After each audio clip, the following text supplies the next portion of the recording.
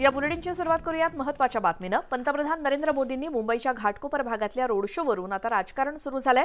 काल झालेल्या रोड शोवरती विरोधकांनी टीका करायला सुरुवात केली। मुंबईसारख्या शहरामध्ये रोड शो आयोजित करणं हे काही शहाणपणाचं लक्षण नसल्याची टीका शरद पवारांनी केली। मोदींनी रोड शो ज्या भागात घेतला तो भाग गुजराती बहुल भाग असल्याचं पवारांनी म्हटलं, तर दुसरीकडे संजय राऊतांनी सुद्धा रोड शोवरती टीका केली।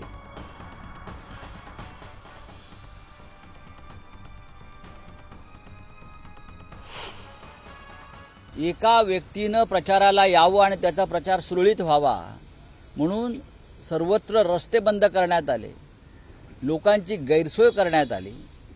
ज्या रस्त्यावर 17 लोकांचा मृत्यू झाला होर्डिंग पडून, तेथे प्रधानमंत्री रोड शो करतात, यासारखी अमानुष गोष्ट नाही। मुंबईसारख्या शहरामध्ये रोड शो आयोजित करणं हे काही शहाणपणाचं लक्षण नाही।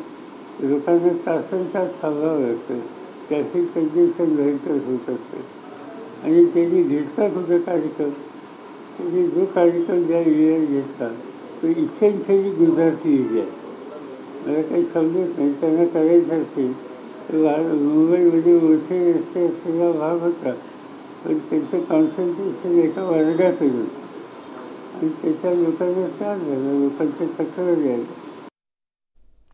या संदर्भात आपण अधिक बोलणार आहोत। भाजपचे मुख्य प्रवक्ते केशव उपाध्ये आपल्या सोबत जोडले गेलेत।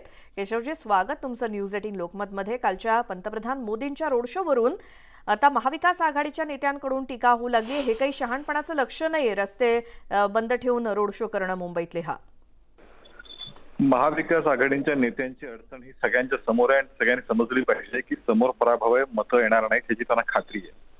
खरं म्हणजे मुंबई ही सर्वांची आहे। मुंबई ही कुठल्या विशिष्ट समाजाची किंवा धर्माची किंवा प्रदेशाची नाही, तर मुंबई सर्वांची आहे। मुंबई मराठींची आहे, इतर सर्वांची आहे। आणि अशा वेळी एका फक्त विशिष्ट समाजाच्या एरियात गेले असं म्हणणं हे म्हणजे तमाम मुंबईकरांचा अपमान करण्याचं काम संजय राऊत करतायत। याचं भान त्यांना नाही, कारण ते शेवटी त्यांना पराभव समोर दिसतोय। त्यामुळे पराभव समोर दिसतोय, सभांना लोक येत नाहीत। मतं मागण्यासाठी जे मुद्दे आवश्यक आहेत ते ना उभाठाच्या संजय राऊत किंवा उद्धव ठाकरेंकडे आहेत ना शरद पवारांकडे आहेत। मग अशा वेळी काय करायचं, तर मग अशा वेळी प्रचंड म्हणजे कालची यात्रा आपण सगळ्यांनी बघितली असेल।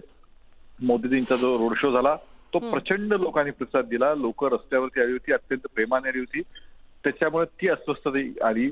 खरं म्हणजे या संदर्भातली सगळी माहिती अगोदर दिली होती। रस्त्या आधीपासून लोकांना सावध सगळ्या सूचना दिल्या होत्या आणि त्या लोकांनी सूचना सुद्धा त्या पाळल्या। त्यामुळे हे सगळं माहीत असूनही केवळ एक नकारात्मकतानं दुसरे विकासाचे मुद्दे नाहीत, त्यातून ही आलेली नकारात्मकता आहे, त्यातून आलेली ही रडारड आहे या नेत्यांची। बरं, आणखी केशवजी एक गोष्ट ती म्हणजे हा जो रोड शो होता तो फक्त गुजराती बहुल भागामध्येच का आयोजित केला असं तुम्ही देखील नमूद केलं, मात्र इतर भागामध्ये का केला नाही असा देखील त्यांचा प्रश्न आहे। नाही, मुळात मी तुम्हाला तेच सांगितलं की मुळामध्ये मुंबई ही सर्वांची एका विशिष्ट बहुल भागाची कारण नाही।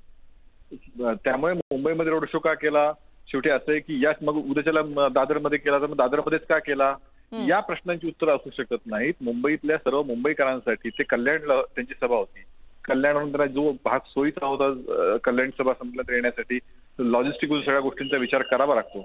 त्या अनुषंगाने त्या गोष्टी काही केल्या गेल्या होत्या, पण ह्याच्यामध्ये काही एकाच विशिष्ट गुजराती भागात करण्याचा असा विषय नसतो। मुंबईकरांसाठी रोड शो होता, मुंबईतले तमाम नागरिक त्या रोड शो साठी तिथे आले होते, मोदीजींना पाहायला आले होते। आपण त्यात बघितलं असेल वेगवेगळ्या पद्धतीने लोक आली होती। त्यामुळे या पद्धतीची रडारड करून जनतेकडून सहानुभूती मिळणार नाही, उलट जनतेची नाराजीच हे नेते ओढून घेत आहेत। बरं, केशव उपाध्येजी धन्यवाद, तुम्ही न्यूज 18 लोकमतशी बोललात आणि आपलं मत मांडलं।